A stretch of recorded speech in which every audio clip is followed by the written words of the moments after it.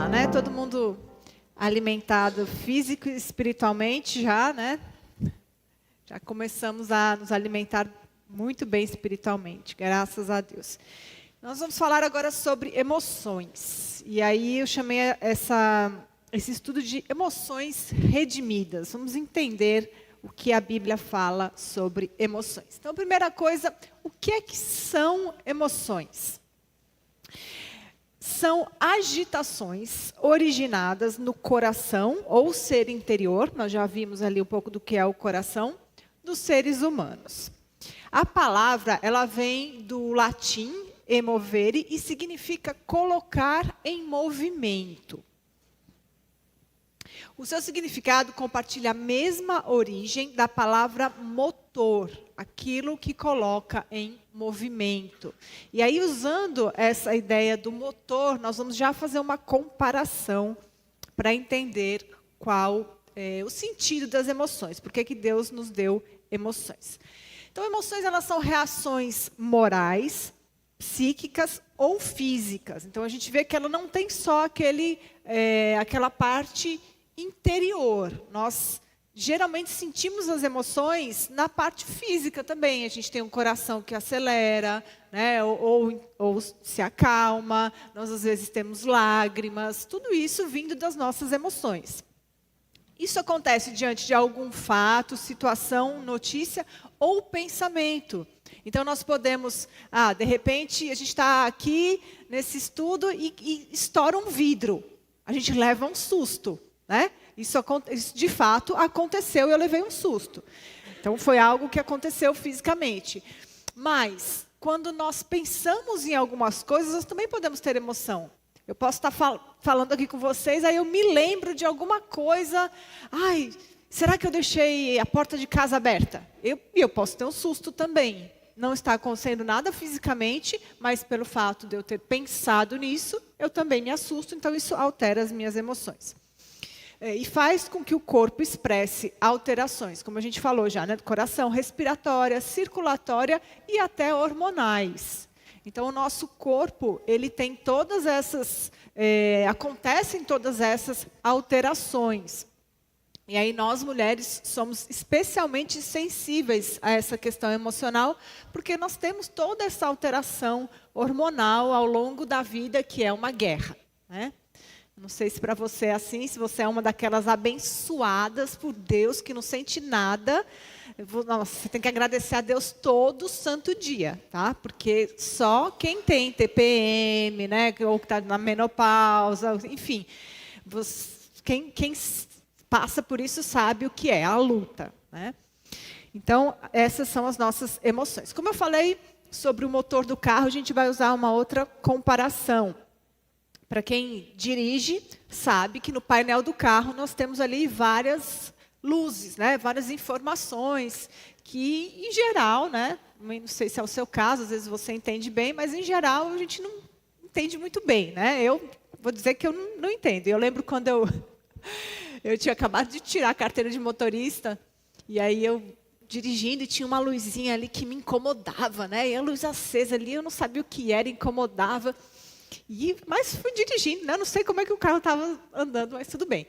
E aí eu fui falar para o meu pai, eu falei, pai, tem uma luz ali me incomodando, e eu não sei o que é aquilo. E aí, quando ele foi olhar, simplesmente era o freio de mão que estava puxado, e eu não sei como o carro estava andando, porque era direto ali, sem eu ter liberado o freio de mão. Mas, enfim, o que eu quero mostrar com isso? As nossas emoções, elas são como essas luzes no painel do nosso carro. Aquela luz, ela tinha uma função, concorda? O carro estava tentando me avisar que tinha alguma coisa errada. Alguma coisa que precisava ser feita, alguma coisa que precisava mudar. E eu estava com raiva da luz. Fazia algum sentido eu chegar ali e bater ali no painel para quebrar aquela luz, porque ela estava me atrapalhando. Ou ir, de repente, ali para um mecânico e falar, moço, olha, eu quero que você apague essa luz. Não faz sentido. Eu preciso entender o que está acontecendo dentro do carro, do motor, seja o que for, para que aquela luz seja resolvida. Assim são as nossas emoções. elas apontam para algo além delas.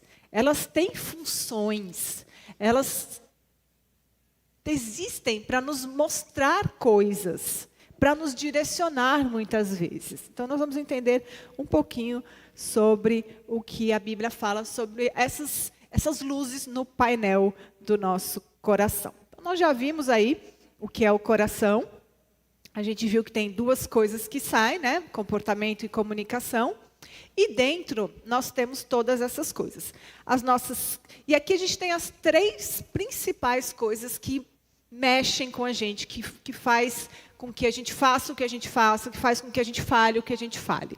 Então, primeiro, as coisas que a gente acredita, né? As coisas que nós acreditamos. E aí, não funciona tipo assim, eu creio em Deus.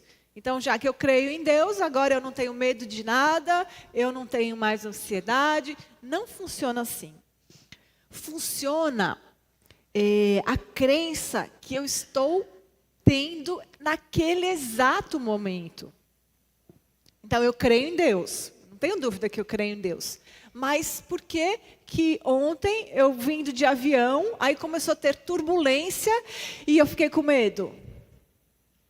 Porque naquele momento, qual era meu pensamento?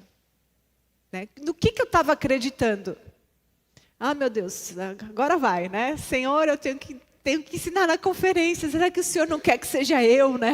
Será que o Senhor quer que seja outra pessoa? E aí o Senhor vai me levar embora agora? Né? Então, as emoções, elas estão de acordo, não só as emoções, mas os nossos comportamentos, o que a gente faz, o que a gente fala, com o que a gente está acreditando naquela hora.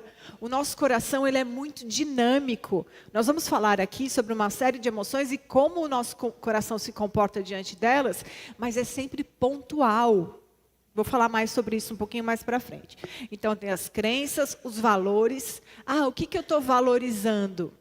Estou valorizando ali a proteção da minha vida, eu estou valorizando, se eu tivesse, de repente, viajando com uma criança e ela começa a se assustar do meu lado, será que eu ia ficar valorizando mais a minha autoproteção ou, de repente, cuidar daquela criança? Então, isso tudo é dinâmico. Os desejos, o que eu estou querendo, e essas coisas, elas me levam a ter determinados tipos de pensamento. Então, meu desejo ali era de preservação da minha vida. O que eu estava valorizando? Estava valorizando a minha vida. O que eu acreditava? Deus, naquele momento, não estava muito na minha vista, não. Eu estava ali só na autopreservação. Quero salvar a minha vida. Né? Então, aí os pensamentos começam a... Meu Deus, será que vai acontecer? Né? Será que vai balançar mais? Será que quem está pilotando vai dar conta? E aí, vem aquelas alterações, o coração acelera, tudo isso. Pensamentos, valores, desejos e... Então, isso vai gerar uma emoção. Que aí, no caso, foi o medo, aquela sensação de ansiedade, começa a suar um pouco. E aí, quando avisaram lá, olha, acenderam o aviso de apertar cintos, esse aviso vem da cabine do comandante, então, e aí tinha umas pessoas em pé, então sente todos vocês. De repente, ficou todo mundo mudo, sentou, ficou todo mundo tenso. Aí só depois, quando o avião acalmou um pouco mais, aí a gente se acalma. Mas tudo isso estava acontecendo dentro do coração. Tudo isso dentro do coração que foi gerar o meu comportamento e minha comunicação. Então, será que emoções são más? Certamente não são. Né? A gente já está direcionando para esse sentido. Não são más. Será que emoções são doenças? Doenças podem nos alterar as nossas emoções. Mas isso não significa que eu vou descartar o que a Bíblia fala sobre ela. Então, por exemplo, uma enfermidade que é muito comum entre as mulheres, problemas de tireoide. Então, uma tireoide que funciona abaixo do normal, um hipotireoidismo, você pode se sentir mais triste, sentindo até sensações parecidas com depressão. Já uma tireoide que funciona mais acelerada, você pode ter sensações de medo, de ansiedade, porque o coração acelera mais.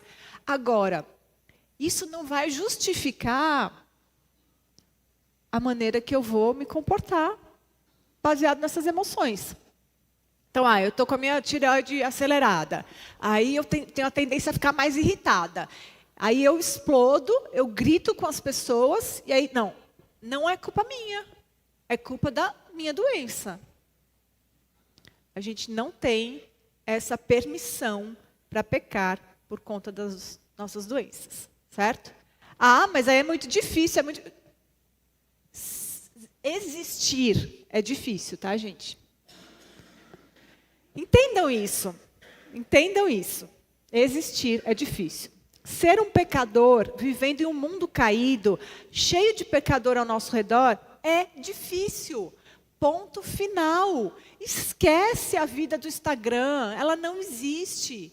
Esquece as ideias coaches, você tem que ser feliz. Uhul, se olha no espelho, vai dar certo. Isso não é a vida real. Não é. Ninguém é assim, tá? Se você for assim, pode levantar a mão agora e me diz aí se é. Se tem alguém aqui que tem a vida assim? Que tudo dá certo, todas as suas emoções são equilibradas, você assim... Isso não existe. E eu tenho visto que nós temos corrido atrás dessas coisas que são ilusão. Isso são distrações. Enquanto a gente deixa de correr atrás do que a gente deveria estar correndo, que é a nossa santidade. A gente fica ali querendo viver aquela vida sem dor, sem sofrimento. Isso não existe, tá? Não existe. Então, as emoções não são pecado, não são doenças, mas doenças podem ter alterações de emoções. Deus tem emoções. A Bíblia fala sobre emoções de Deus. Por exemplo, Ele sente prazer. Eis o meu servo, a quem sustento, o meu escolhido, em quem tenho prazer. Isaías 41:1. Ele sente indignação. Deus é o justo juiz, Deus que sente indignação todos os dias. Salmos 7:11. Ele sente compaixão. O Senhor responde: será que uma mulher pode se esquecer do filho que ainda mama, de maneira que não se compadeça do filho do seu ventre? Mas ainda que essa viesse a se esquecer dele, eu, porém, não me esquecerei de você. Então Deus sente compaixão. Ele se entristece. Quantas vezes se rebelaram contra ele no deserto, nos lugares áridos, lhe causaram tristeza. Então Deus se entristece. Ele sente ciúme do seu povo. Tiago 4:5 diz: ou vocês pensam que é em vão que a Escritura diz, é com ciúme que por nós anseia o Espírito que Ele fez habitar em nós? Ele sente ódio. Os arrogantes não permanecerão na tua presença. Odeias todos os que praticam a iniquidade. Ele sentiu angústia. Falando de Jesus. Jesus falando aqui, né, na verdade. Em Lucas 22:44. Estou angustiado. Ele orou ainda mais, estando angustiado, ele orou ainda mais intensamente. E o seu suor era como gotas de sangue que caíam no chão. Ele estava ali, por que Jesus se angustiou? Ele estava prestes a receber o castigo que cada um de nós merecia. Ia ser o único momento em toda a eternidade onde o pai iria virar a cara, virar as costas para o filho. Ele sabia disso, então ele estava angustiado. E aí a gente começa a olhar essas emoções de Deus. E eu não sei se vocês se perguntam isso, mas eu me questiono. Será que a gente pode dizer então que ódio, angústia, são emoções ruins? E é uma pergunta um pouco estranha, mas a gente precisa pensar sobre isso. Porque essa maneira de enxergar as emoções como emoções boas e emoções ruins, a gente tem percebido isso de uma forma que não é a forma que a Bíblia fala. O que em geral a gente pensa? Tristeza é uma emoção ruim, ódio é uma emoção ruim, a alegria é uma emoção boa. A gente divide dessa forma. Será que a Bíblia divide dessa forma? A gente vai ver já já. Boas emoções, elas têm as características das emoções de Deus. Boas emoções têm as características das emoções de Deus. Então, se Deus sente ódio, se Deus sente tristeza, se Deus sente ciúme, a gente precisa entender como é isso, que a Bíblia não está colocando como uma emoção ruim. Mas a gente tem que entender a maneira que essas emoções são apropriadas. Olha só como é diferente a maneira que a gente enxerga e a maneira que a Bíblia tem colocado para nós. Em Tiago, no capítulo 1, Tiago escreveu assim, ó: meus irmãos, a partir do verso 2, tenham por motivo de grande alegria. Aí, na nossa cabeça de emoções boas ou ruins, a gente pensaria o quê? Tende por motivo de grande alegria você ser promovida, tende por motivo de grande alegria você fazer uma viagem dos sonhos, tende por motivos de grande alegria um casamento refeito. Mas olha o que Tiago fala. Tenham por motivo de grande alegria o fato de passarem por várias provações. Uau! E não basta ser, fique feliz quando você passa por uma provação. Não. Tenham por motivo de grande alegria o passares por várias provações. Olha como Deus enxerga as coisas diferente da gente, ou como a gente está enxergando diferente das coisas que Ele nos diz. Né? Não é só Tiago que fala isso. Olha Paulo falando outra coisa aqui em 2 Coríntios. Mas agora me alegro, não porque vocês ficaram tristes, mas porque essa tristeza os levou ao arrependimento. Então Paulo estava alegre porque o pessoal da igreja de Coríntio estava triste. E ele estava alegre com isso. Ou seja, essa tristeza deles era uma emoção boa ou ruim? Pode falar sem medo, é o contrário do que você pensa. Uma emoção boa. Uma emoção boa. Uma tristeza que era boa? Sim, uma tristeza que era boa. Porque ele vai dizer, pois vocês foram entristecidos segundo Deus. Olha só.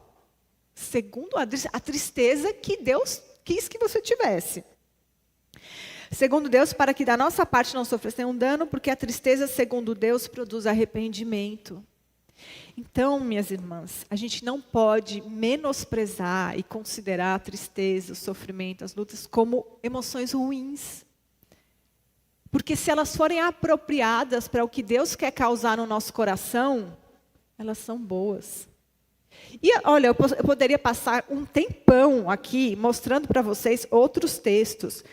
Mas se a gente esse vai ser o último. Aqui em Mateus, nas bem-aventuranças, que Jesus vai falar um monte de coisa, né, sobre bem-aventurados são aqueles que choram, são aqueles que são perseguidos.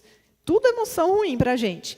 Bem-aventurados são vocês quando por minha causa os insultarem, os perseguirem, mentirem, disserem todo mal contra vocês. Alegrem-se e exultem, porque é grande a recompensa de vocês nos céus, pois assim perseguiram os profetas que vieram antes de vocês. Então, o que Jesus está falando aqui? Vocês vão se entristecer várias vezes, vocês vão sofrer, vocês vão ser humilhados, vocês vão ser injustiçados. Quando isso acontecer, não saia pensando que você está com uma emoção ruim. Se alegra, porque é exatamente dessa forma que trataram aqueles crentes fiéis do passado. Eu estava agora no intervalo conversando com o pastor Douglas, e a gente falando um pouquinho sobre igreja, e aí ele falou, é difícil, porque quando a gente prega o evangelho de verdade, a gente vem pessoas nos atacar, né? Era mais ou menos isso que a gente estava falando.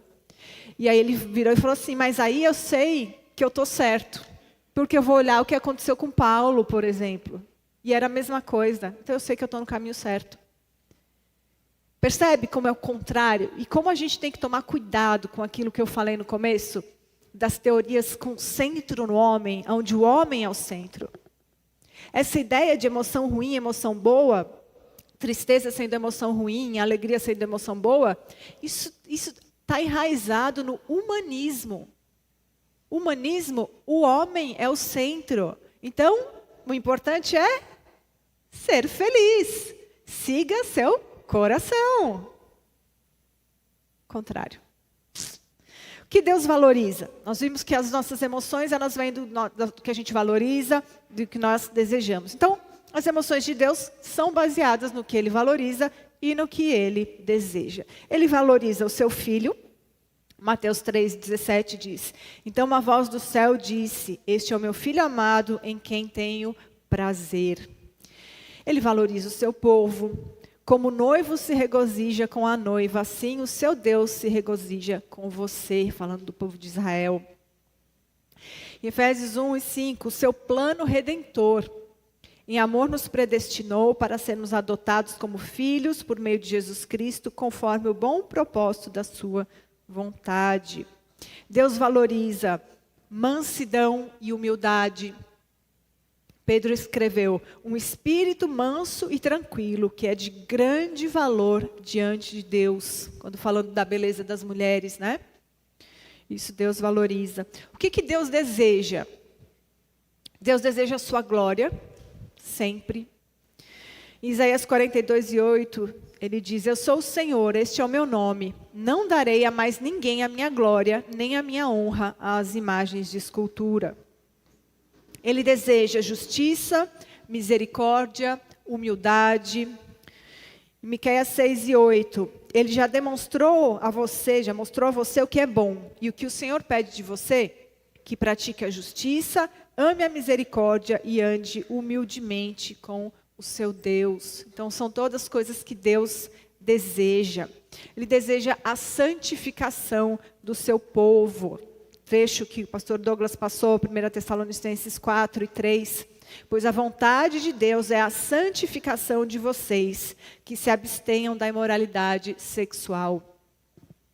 E por ser o desejo de Deus a nossa santificação, é que Ele vai permitir e deseja que a gente se alegre com os nossos sofrimentos, com as nossas lutas, porque elas são muito mais úteis, gente, para a nossa santificação, do que os momentos que a gente considera de alegria.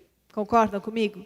Quando está tudo bem, você está ali feliz, ganhando dinheiro, está satisfeita, você até pode agradecer a Deus, mas você não tem aquela intensidade de buscar o Senhor que você tem quando as coisas estão ruins.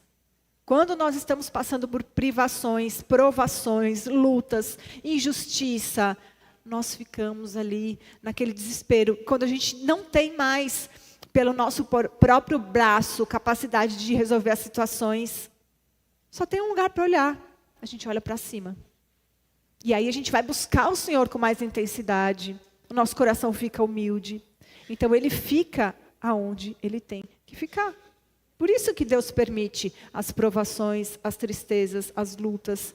E isso não vai acabar, porque nós precisamos crescer e ser santificadas. Então, o que há de errado com as nossas emoções? Aí tem um novo componente nesse desenho, que é o trono.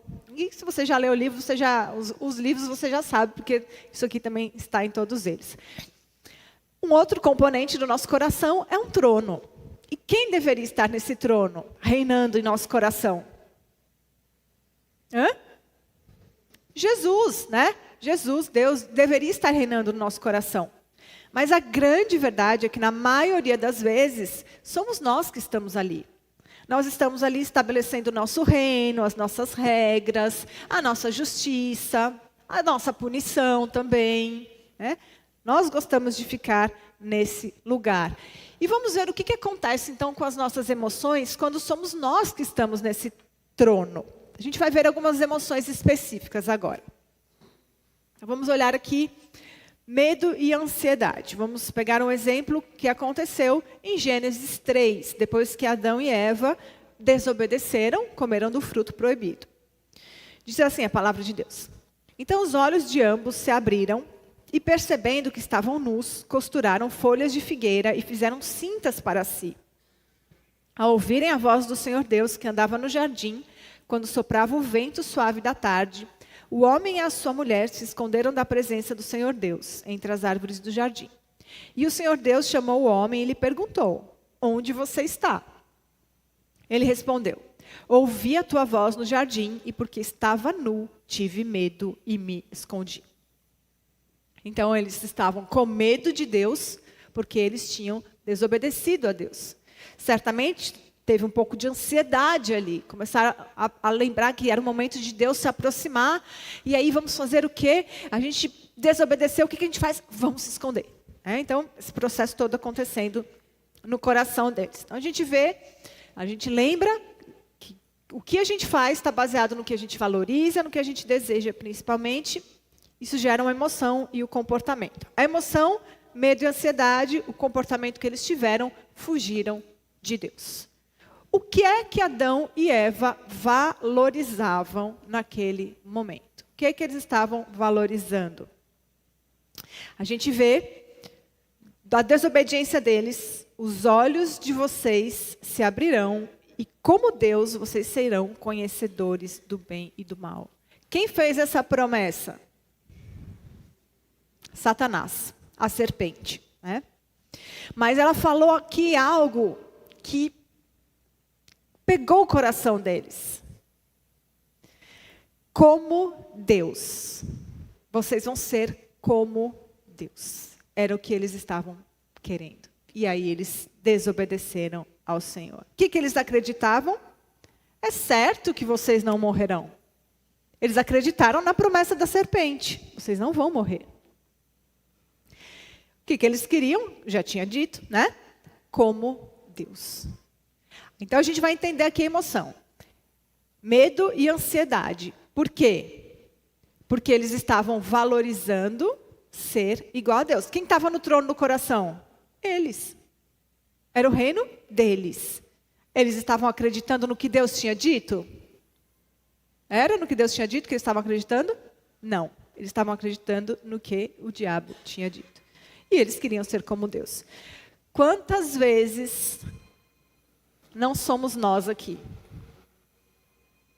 O que o pastor Douglas falou aqui, de rejeitar a palavra de Deus, ou seja, rejeitar Deus. Quantas vezes não somos nós acreditando no que a serpente diz? A Bíblia diz X. Mas a gente não precisa ser tão, como é que o povo fala? Radical, né? E mais triste, gente, é que isso vem de dentro da própria igreja, né? Falando que a gente é radical. Só porque a gente lê na Bíblia e fala, não, a Bíblia está dizendo isso. Mas não é bem assim. Você tem que entender que existe uma diferença assim, na cultura da época. Tal. Aí depois escolhe essas emoções assim e não entende. Bom, eles desobedeceram ao Senhor, fugiram do Senhor. Vamos ver outra emoção aqui. Ciúme. A situação de Raquel e Lia. Quando Raquel viu que não dava filhos a Jacó, teve ciúmes de sua irmã e disse a Jacó, dá-me filhos, do contrário morrerei. Então Jacó ficou irado com Raquel e disse, será que eu estou em lugar de Deus, que impediu de ter filhos? Então Raquel disse, eis aqui Bila, minha serva, tenha relações com ela, para que dê à luz e eu traga filhos ao meu colo por meio dela. Assim Raquel lhe deu Bila, sua serva, por mulher, e Jacó teve relações com ela. Bila ficou grávida e deu à luz um filho a Jacó. Então Raquel disse, Deus me fez justiça, ouviu a minha voz e me deu um filho. Por isso lhe chamou Dan. Outra vez Bila, serva de Raquel, ficou grávida e deu à luz o segundo filho a Jacó. Raquel disse, com grandes lutas tenho competido com minha irmã e consegui vencer. Lembra que a gente viu que Deus tem ciúme? Aqui a gente está vendo Raquel tendo ciúme. Será que é o mesmo ciúme de Deus? Não. A gente vai ver porque a gente vai avaliar o que ela valoriza e o que ela quer. Então, a emoção foi ciúme, o comportamento, briga com o marido. A gente pode olhar para a situação de Raquel e compreender que é difícil, não pode? Porque eram duas esposas. Isso está errado. Porque desde o começo, desde o princípio, Deus criou homem e mulher e disse, os dois se tornarão uma só carne, né? Os dois não deveriam se separar. Então, foi feito para um homem e uma mulher. Eles estavam errados, sim. Mas, o que eu falei há um tempo atrás, ser pecador, viver em um mundo cheio de pecado, nos traz sofrimento.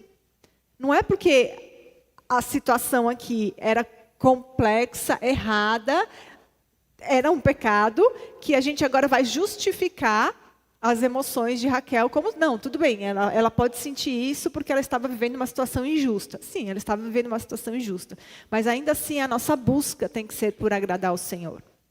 Então, o ciúme de Raquel, que ela valorizava. Dá-me filhos, do contrário, morrerei.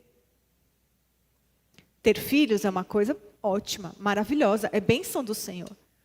Agora, se eu prefiro morrer a não ter filhos, é porque o ter filhos virou algo além de um desejo bom. Ele virou algo que está direcionando a minha vida, algo que eu acredito que se eu não tiver, eu não tenho nada. Então era o caso de Raquel. O que ela acreditava, não valia a pena viver se não fosse mãe. E o que ela queria? Aí a gente vê no finalzinho do texto que a gente leu. Com grandes lutas tenho competido com a minha irmã e consegui vencer. Então a questão de ter filhos não era simplesmente um desejo de ter filhos, um desejo lícito de ter filhos. Ela estava competindo com a sua irmã. Ela queria vencer a competição. Problema criado por um casamento que está em desordem, é um fato. Mas ainda assim, está errado, né? A competição com a sua irmã. O resultado era briga ali com o seu marido. Outras emoções aqui. Inveja e ira. A situação de Davi e de Saul. E aconteceu que quando eles estavam voltando para casa, depois de Davi ter matado o filisteu, as mulheres de todas as cidades de Israel saíram ao encontro do rei Saul, cantando e dançando com tamborins, com alegria e com instrumentos musicais.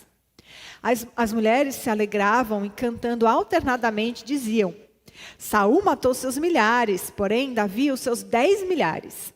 Saul se indignou muito, pois essas palavras lhe desagradaram em extremo.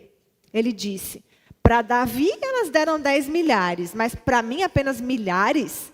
Na verdade, o que lhe falta a não ser o reino? Daquele dia em diante, Saul não via Davi com bons olhos. Ele ficou com inveja de Davi, e aí ele passa a querer matar Davi. Isso é próprio da inveja. A inveja, ela começa com aquela sensação de você olhar para alguma coisa que a outra pessoa tem ou é, e você não gosta, porque ou você queria ser, ou porque você é e você não quer que mais ninguém seja. E aí depois ela evolui para o desejo de você acabar com aquela pessoa. Tanto que o invejoso vai buscar prejudicar a pessoa que inveja, né? É o que a gente vê aqui acontecendo, essa rivalidade entre Saul e Davi. O que Saul valorizava? O que ele adorava? Glória de homens. Glória de homens. Em todo tempo, Saul está buscando adoração para ele. E ele se incomoda, porque ele tinha realizado muitas coisas, mas apareceu alguém que realizou mais do que ele. Ou seja, as pessoas passariam a não mais adorá-lo, exaltá-lo, mas exaltar Davi, que tinha feito mais do que ele. E ele ia perder ali a sua posição, né, de homem adorado. O que ele acreditava? Para Davi elas deram 10 milhares, mas para mim apenas milhares. Na verdade, o que lhe falta a não ser o reino? Ele vai exagerar um pouquinho, né? Pronto, agora ele vai tomar tudo que eu tenho. Mas, de fato, o reino foi tirado dele para Davi, né? Mas ele acreditava que isso era uma desgraça. O que ele queria? A sua glória. Saul não estava absolutamente preocupado com a glória de Deus. Nós vemos naquele momento que Deus manda ele fazer uma coisa que ele não faz direito, e aí ele é exortado, mas ainda assim ele fica ali buscando a glória dele. Ele fala, não, tudo bem, eu vou aqui consertar, mas ele ainda está buscando que as pessoas o adorem, o honrem de alguma forma. É o que ele vivia para alcançar. E é típico da pessoa que inveja. Então a gente tem aqui duas posições básicas onde o nosso coração pode estar. Como eu falei para vocês, o coração ele é dinâmico. Ele não está sempre, não é que o meu coração é centrado em Deus e aí para o resto da vida eu sou uma pessoa que tem comportamentos santos, emoções santas e tudo piedoso. Não é assim. Eu tenho momentos que está centrado no Senhor e aí eu tenho vitória e comportamentos santos. Tem momentos que está centrado em mim mesma e aí eu tenho emoções que não são santas, não são piedosas. E aqui em Jeremias a gente tem essa explicação dessas duas posições básicas aonde nós podemos estar. Jeremias 17, do 5 ao 8, diz assim a palavra de Deus. Assim diz o Senhor, maldito aquele que confia no ser humano, que faz da carne mortal o seu braço e cujo coração se desvia do Senhor. Então ele vai falar aqui da primeira posição que nós podemos estar.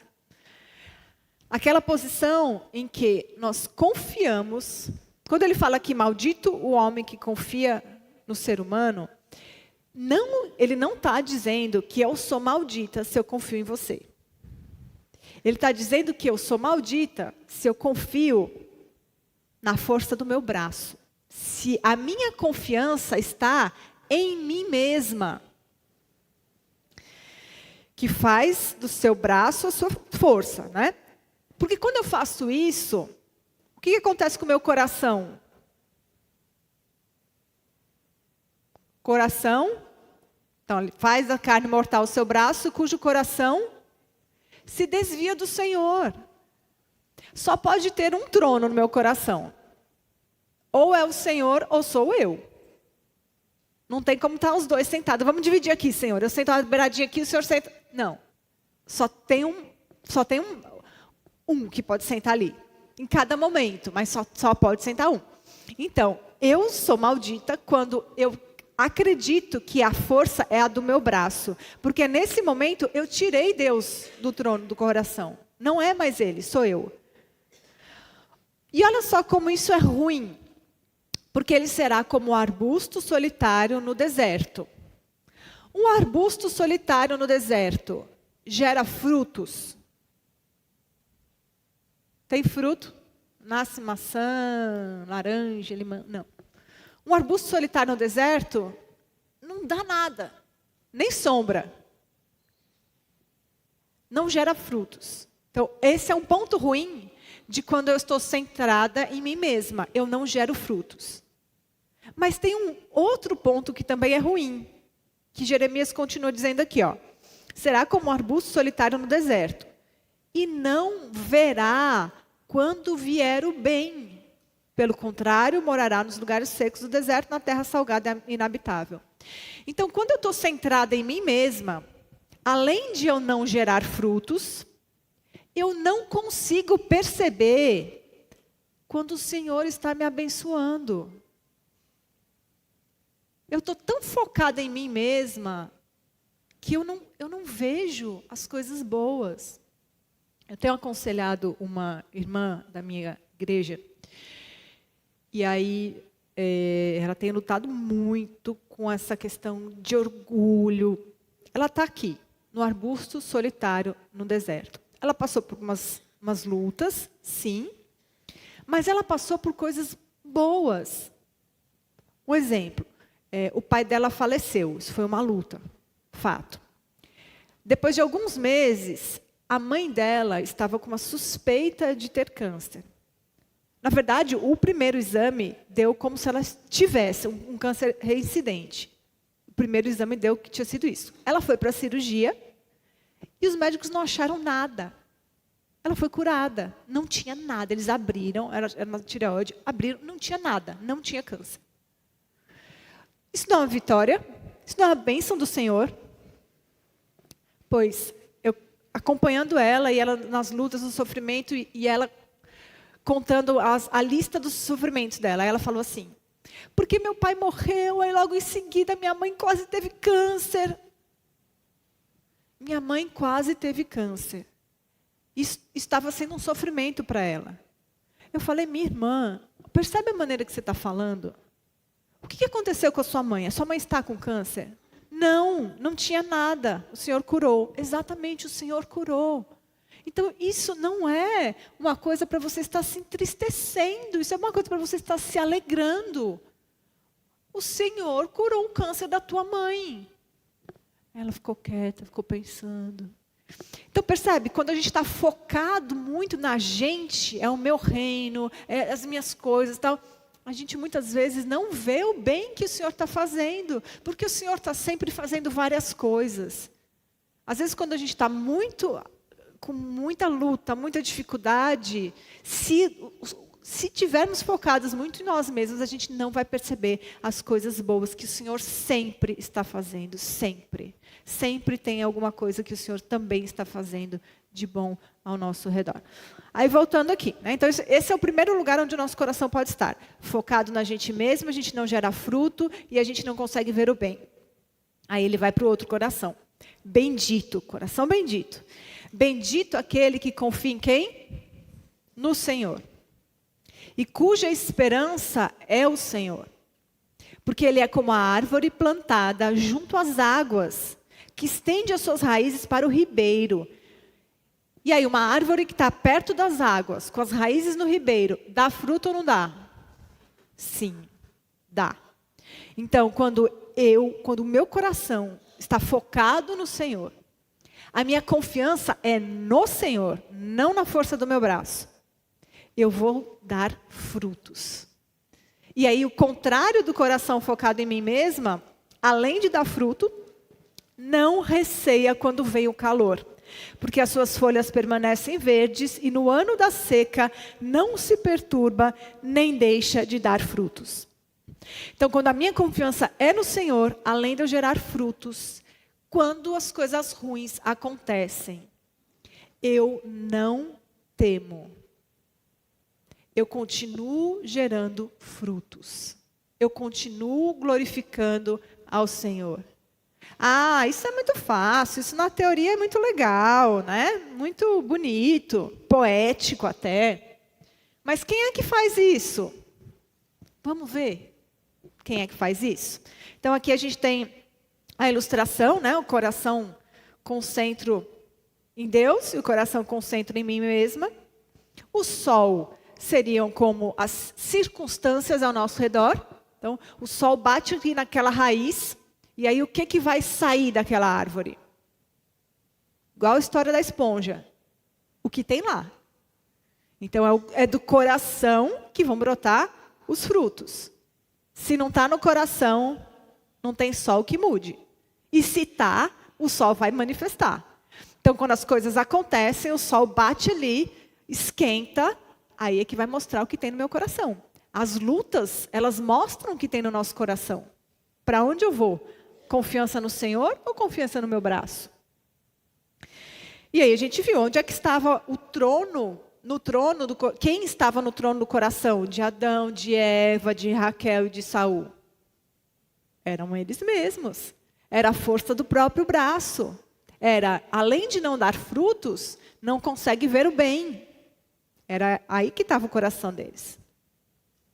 Mas um coração diferente, com as emoções redimidas. Vamos ver, né? Que eu falei para vocês. Quem é que faz isso? Vamos ver quem é que faz isso. Atos, capítulo 5, versos do 40 ao 42. Então, chamaram os apóstolos e os...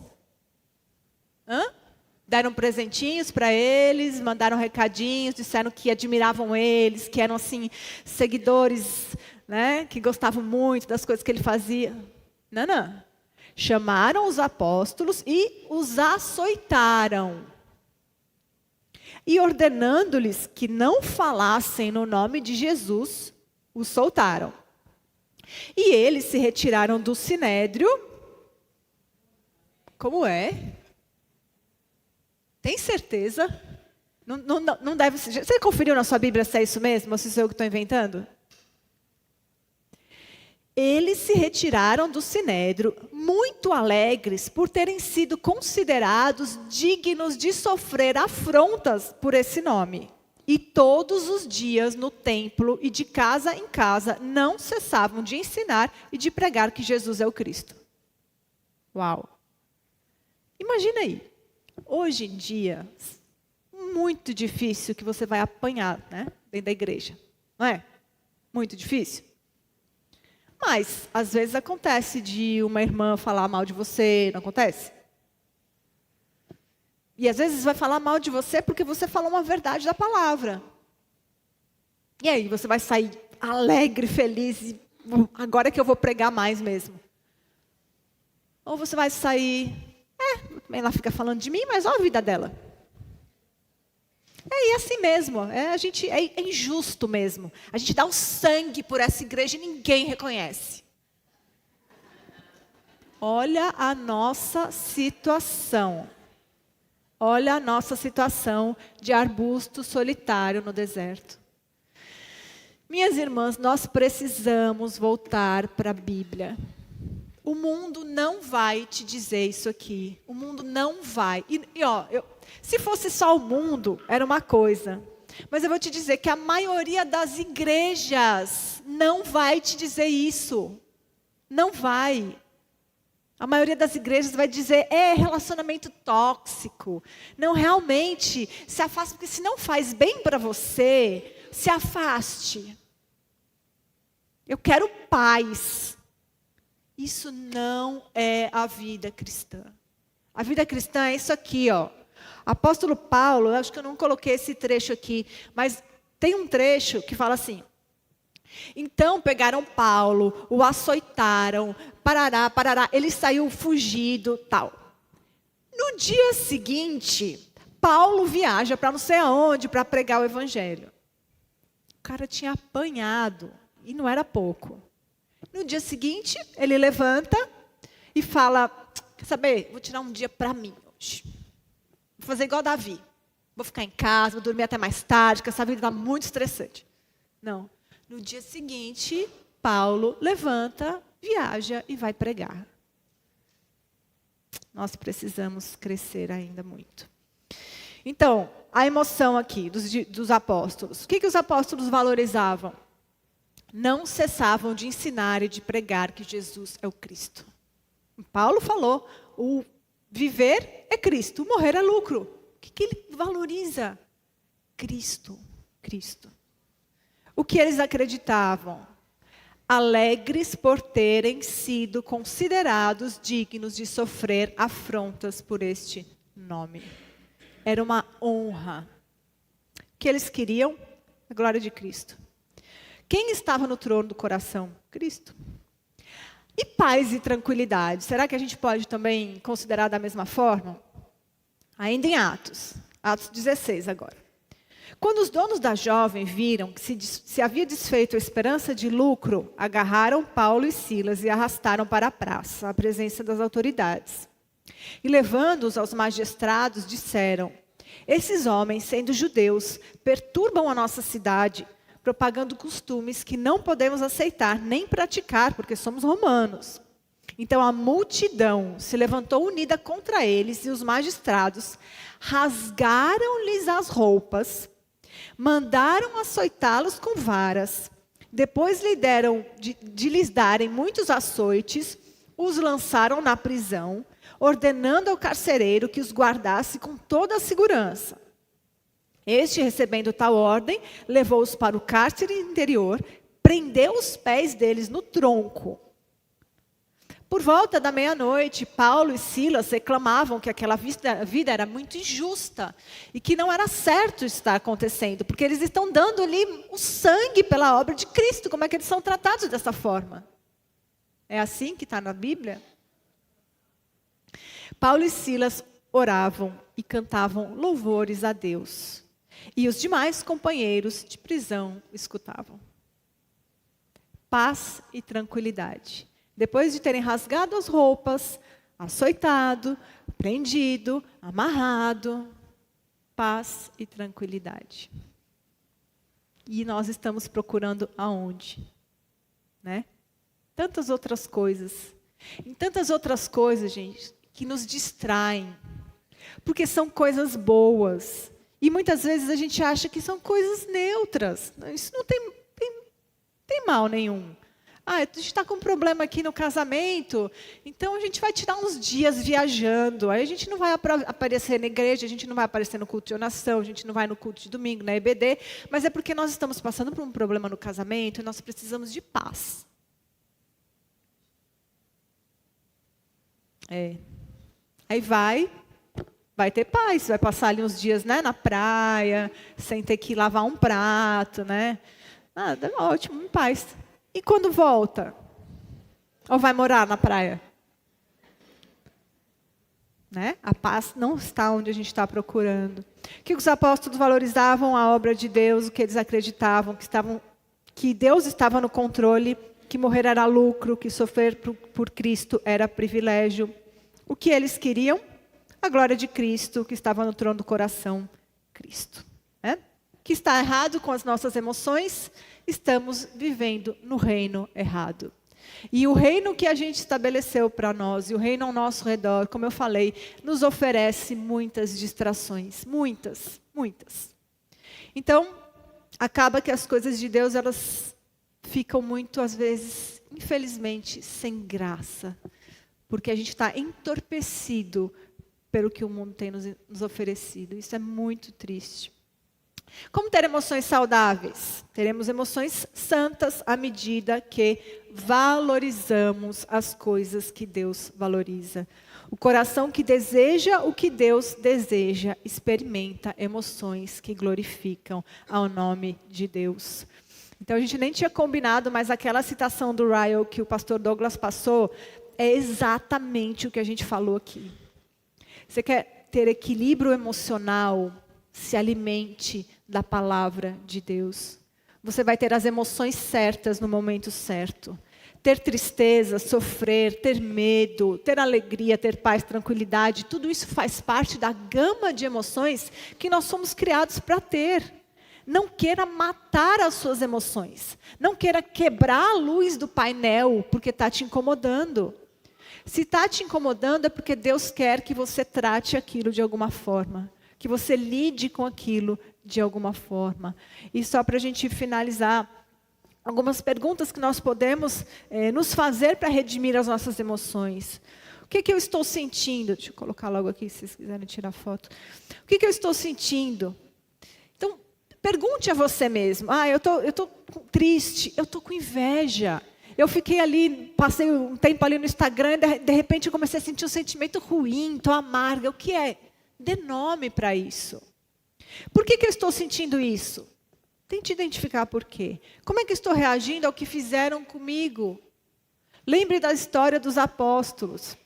O que eu estou querendo? Será que o que eu estou querendo é a mesma coisa que Deus quer? O que eu estou valorizando?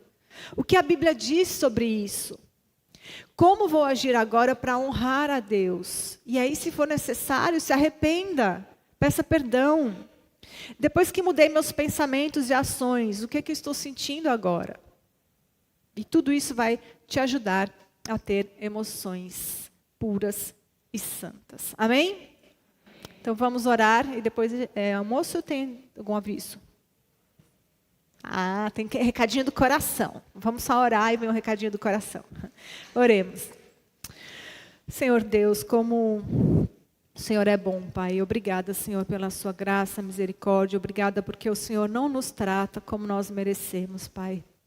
Nos ajuda a crescer, Pai. Temos tanto que mudar para sermos, Senhor, parecidas com os melhores dos crentes, Pai. Mas ainda para ser como seu filho, a mudança precisa ser ainda maior.